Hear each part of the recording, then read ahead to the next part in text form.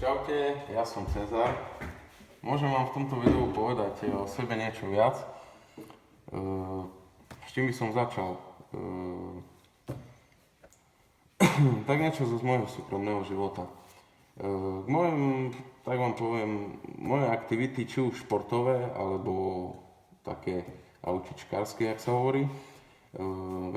Venoval som sa, aj doteraz sa venujem športom, čo je napríklad behanie na bežeckom páse. Asi pred mesiacom som dal výpoveď, respektíve som ukončil kariéru v hokeji, keď môžete vidieť, že som mal dosť ocenení. Spravil som aj za slovenskú reprezentáciu, ale prejdime k vážnejšej téme. Prečo som začal robiť, alebo prečo začínam robiť tieto videá? Chcem ukázať ľuďom, že potrebujú sa ukázať, hej? Či už v osobnom živote, alebo v pracovnom živote. Tak by som vám to povedal.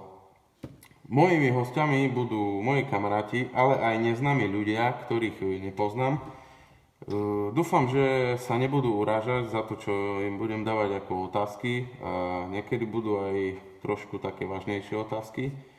A tiež sa ich opýtam, že aký majú názor na tedajšiu situáciu imigrantov a také veci, hej. No, čo by som vám ešte povedal? Zatiaľ to je všetko.